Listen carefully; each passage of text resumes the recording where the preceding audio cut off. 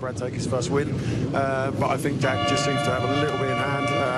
Alistair, what he said, he needs to find something. He never gives up. He's going to come through. He's a Sunday man, and yeah, hopefully we'll get some more shenanigans to keep us glued to the screen. Well, I'm sure we will, because the Super Sport class always delivers, regardless of the year, regardless of the riders. Here we go then, warm-up laps underway for the feature race here at Knockhill. Let's cross. The first thing I must do before I forget and regret is wish a very happy 65th birthday yesterday. Mars to Mr. Ian Burnicle, a BSB enthusiast who's here this weekend. Comes from Middlesbrough. His wife Terry also enjoyed her birthday on Friday. And they're regulars at British Superbikes. And of course, many northeasterners here at Knockhill, because this is very much their local track, with no longer having class. When he says, I'm only 37, Alistair Seeley's 39, approaching 40. Yes, sir. My mistake. It won't happen again. Flashing through the screen then was Storm Stacey. The Superstock 600 rider is starting from the back of the grid. Remember, some of the Superstock 6 guys can actually come in and compete in Supersport and get a taste of this. So preparing to go then with the feature race, 26 laps, so it's a long one, but at the moment the weather looks well, with a wind as strong as this, because it's perishing along pit lane, blowing up pit lane. It's going to make things very interesting indeed. Alistair Seeley there in the centre of the picture, still leads the championship. Can he take a win?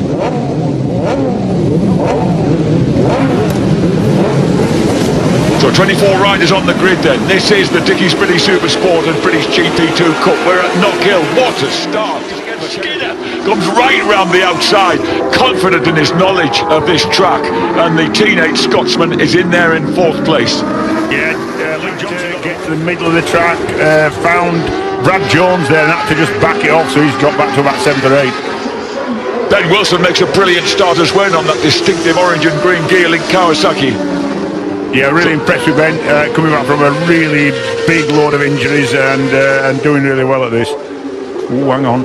Straight away, you can see that Bradley Jones is hanging in, keen to make a move there, as we see Lee Johnston do just that, get ahead of Richard Kerr, and Kyle Rye takes advantage as well and dives inside Kerr on the GP2 Kalex and goes past him up the hill. Yep, Kerr from Kilmacrennan in Ireland there. Leaders Kennedy and Jones again on the Integral Yamahas. Then look at Skinner now in 3rd place.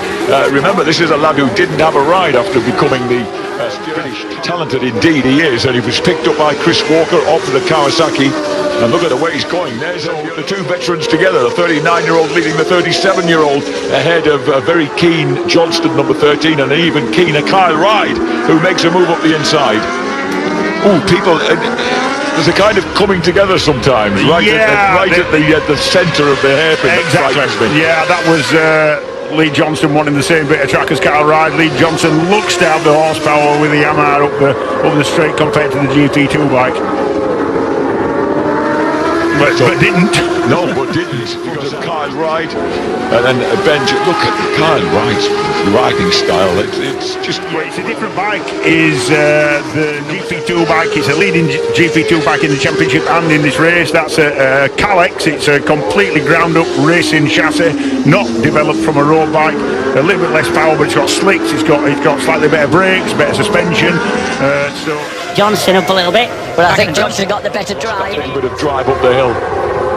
Skinner's riding a corker. Remember, he missed victory by a sliver as a wild card in the Stock 600 race last year. Skinner's a great little rider. It really is. We've seen him in the lower championships now for a character as well. Skinner running in 3rd place. Kennedy and Jones running at the front on those really beautifully turned out Robin Appleyard Yamahas.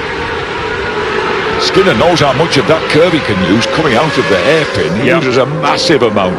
Kennedy set the fastest lap on the previous lap, 49.371 on that lap.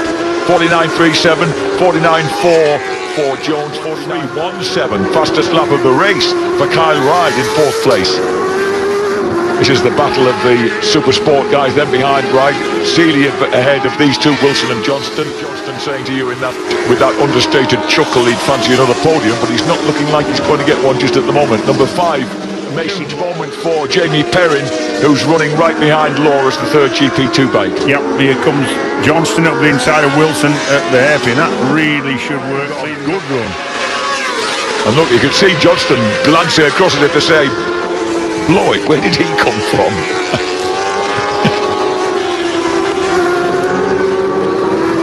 We're on the 6th lap of 26. Jack Kennedy with a 0.2 of a second lead over teammate Brad Jones, and they've got 2.3 seconds advantage over Rory Skinner. Yeah, I think with his start, didn't launch too well, got involved in a bit of a fracas with Brad Jones off the stand, and had to close the throttle, otherwise they would have touched and dropped right back. Just checking out where Storm Stacey inside the top 20 on his stock 600 bike, down the hill into Duffer's Dip. Here comes Jack Kennedy, father-to-be, very happy about it, especially as his time is interfering with his racing season. Yeah, you've got to do that. Did exactly the same myself. Oh, did you? Yeah, Ruby was born at end of November. Yeah, you don't invest. So Seeley actually for a point-scoring position in 4th place as we watch Lee Johnson again have a go. Now, can he make it work this time? This time he nudges Ben a little further wide. Oh, but then he has a huge moment, and that turning that Yamaha tight isn't quite working for him. The Kawasaki barrels past again. Yeah, and they're getting caught as well. Yeah, because here's Jamie Perrin, number 75. And Wilson nearly came together. Wilson looks to see if anybody's on his inside, cuts it tight. Meanwhile, Johnston tries to get on the...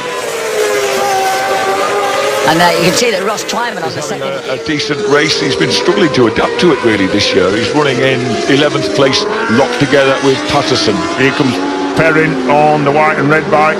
That's the GP2 bike. Should have slightly better brakes and slightly lighter. It's about 25 kilos lighter, and that'll definitely make a difference when he's going to stop it from perhaps 140 miles an hour down to about 30. 25 kilos, that's in old money, that's about 50 pounds. That's a heck of a difference. That's about the same. Well, that must make an enormous difference. Yeah, no, it's quite a big difference in terms of weight he's at. That said, we saw 20 kilos difference in their weight. This is a 26 lapper. We're on the 9th lap of 26 and running for once in clean conditions, which we don't know how much power these things give off. I know they rev to a prodigious degree, but they certainly pull out of that hairpin impressively, James, because that's a long haul up the hill. Yeah, top super sport bike now produces top side of 140 brake horsepower. Actually, super sport bikes don't produce much more than in my day. All the years ago, we could run cams and rods and all sorts of stuff that's been cut out of the regs now. These are a lot more standard than 40 horsepower, 142. We had about 135 maybe, but they are still a lovely bike, these. 160 kilos-ish, the way they're lovely. Anderson levering his way past that Troll Racing triumph of Ben Fleet's Mason Law. Law thoroughly sideways. Wilson goes inside him. Kerr tries to find a way. Johnson as well there. Johnson took it in the back of him. Should be able to get past with the super sport bike. Should be a little bit quicker than, even though the GP2 bike's lighter, it's less power. They're on about 125, 128 horsepower, so they're a little bit behind in terms of power. Perhaps about 10, 12 horsepower back, and that was the difference on the straight you saw there. So Johnston just ahead. Racing Development's chassis factory of Kettering's Jamie Perrin. Yeah, Nova Transmission's a real trick company. They reproduce, they make any gearboxes. They are they're just British geniuses is what they are. They're brilliant people, a brilliant company. Richard Kerr makes the move there inside and makes it, oh no, I was going to say, tried to get inside Ben Wilson, and Ben was having none of it. The elbows came out and he edged the Irish lad aside. Yeah, Kilmacrennan is where right at the side of Northern Ireland. It's up sort of top left, if you like. Twyman's actually closing on that bunch. Twyman with a 50.5 second lap on that lap. But 49.2, Jack Kennedy's last lap, identical to Brad Jones. You can see that there's no gap between them at all. You always get the impression that that kind of cleft-jawed lad in second place, Brad Jones, is going to finally, if he gets a breakthrough, wins a race, then that's going to make a huge difference for him. Yeah, because he's edging closer all the time.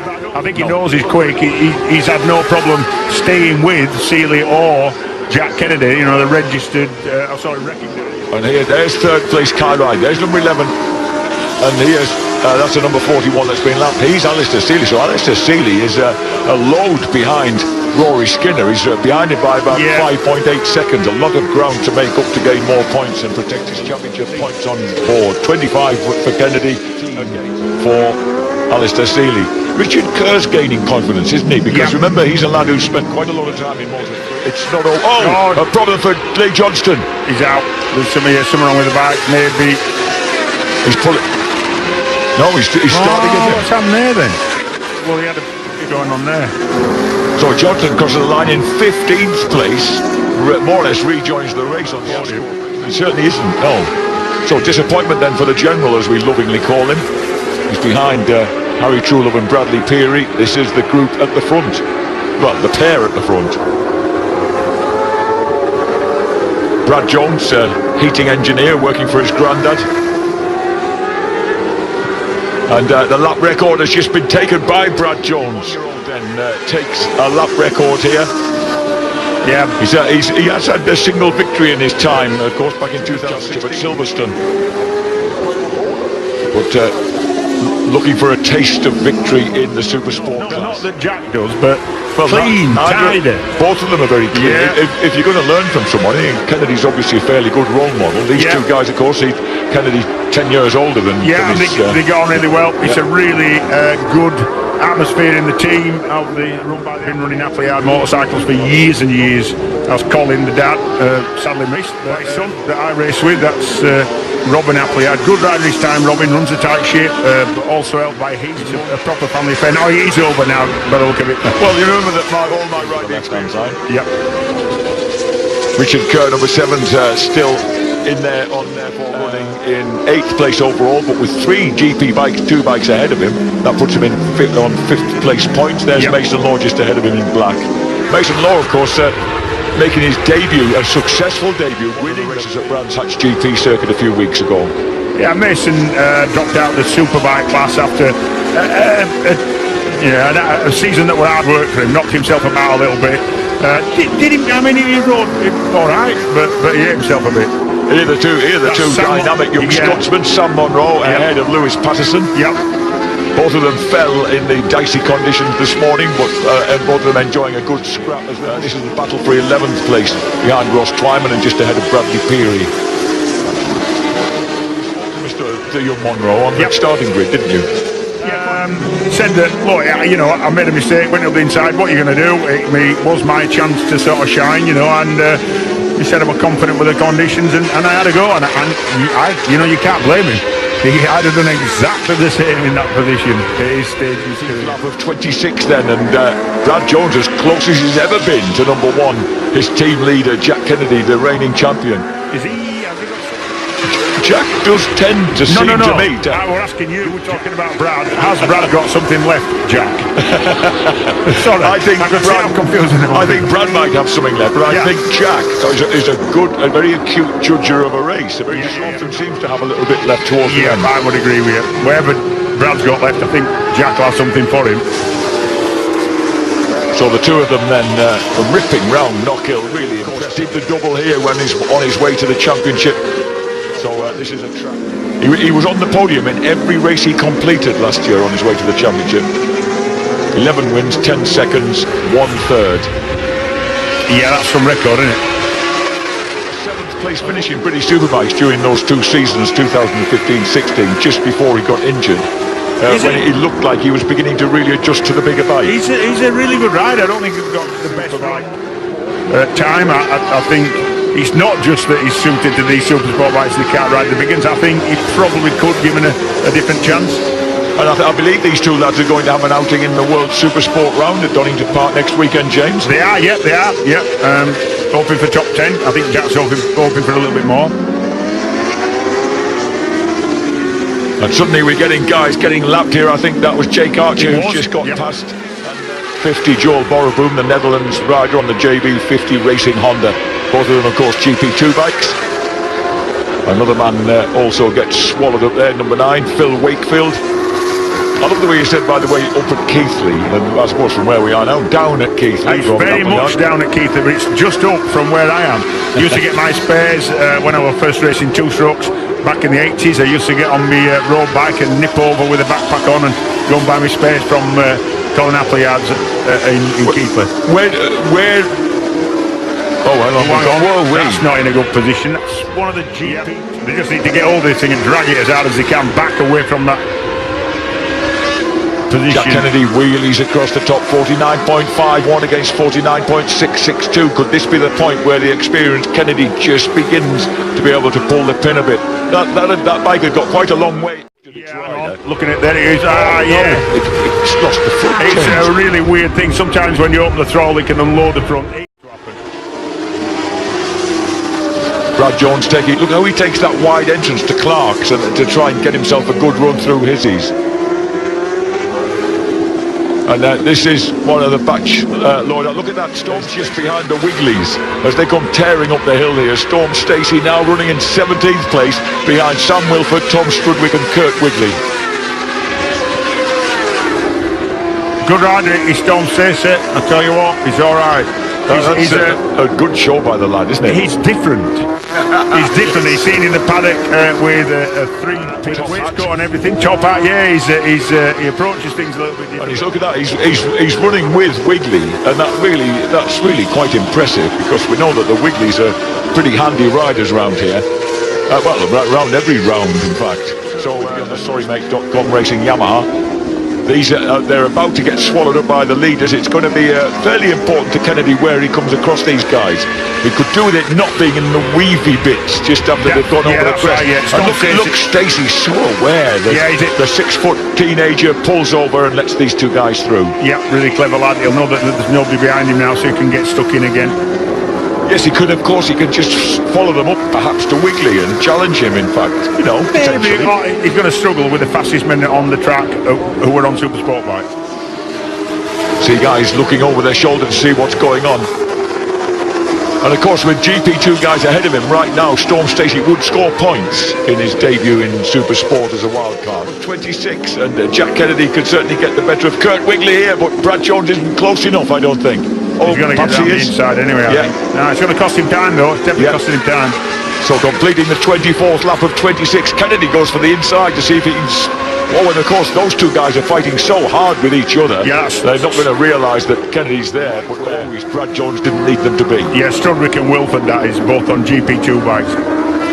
Oh, Skinner's in trouble. Skinner was headed for a certain rostrum finish, and the bike... What a lovely ride that was.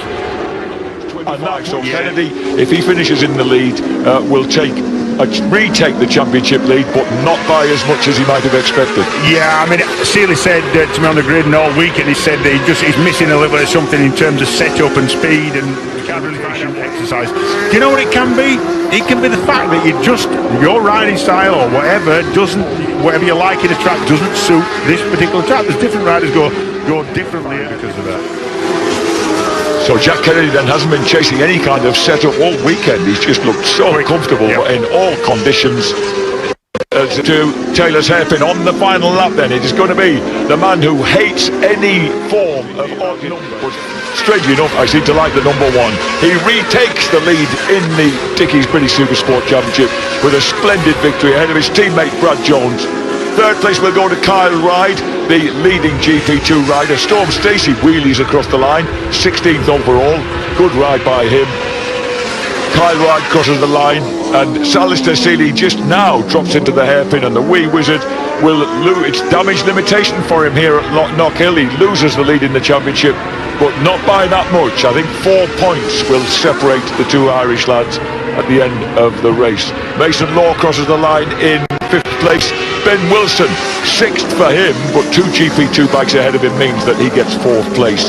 But for Kennedy, who's been relaxed and happy all weekend, and Storm Stacey there, I don't know whether... Especially after you said things weren't really working for you this weekend. Really nice to get on the podium after DNF this morning. Yeah, I didn't really expect it, especially in that race. Rory Skinner I could see him going into the hairpin every lap, and then I thought I'd finished 4th in the race, but just across the line I got a 3 card stuck out for me, so I thought it was where my Supersport position. I was a bit confused really, but it's good to land the kitty litter and get taken out and big championship done on the podium, so it's all good. Awesome job, Alistair. Well done. Thank you. Second place today, Brad Jones. Brad's Brad, second place, but you did get the lap record, so consolation there. Yeah, that's it. It's I think that might maybe the first time I've ever had lap record, so happy with that. But next weekend, so thanks a lot. Absolutely, well done, Brad. And then our winner 2 times this weekend is Jack Kennedy. Awesome job again. Well done, Jack. Yeah, really happy with that race. You know, we wanted a dry race this afternoon, and we got one. The wind was a little bit hard to contend with and to judge, and it changed throughout the race. And my God, did my teammate keep me honest in that race? I was banging out a 10th off the lap record every lap, consistent as possible, and I just had +0 the whole time. I was like, fair play to him. He kept me honest the whole race. I think the only reason I got a bit of a gap at the end was the back markers, which were hard to contend with. But yeah, delighted. Team Appleyard McCallum done an amazing job. The Integro R6 was amazing again, and we've turned the championship around. We go out here leaders, double podium. Couldn't be happier. Big thanks to everyone who helped.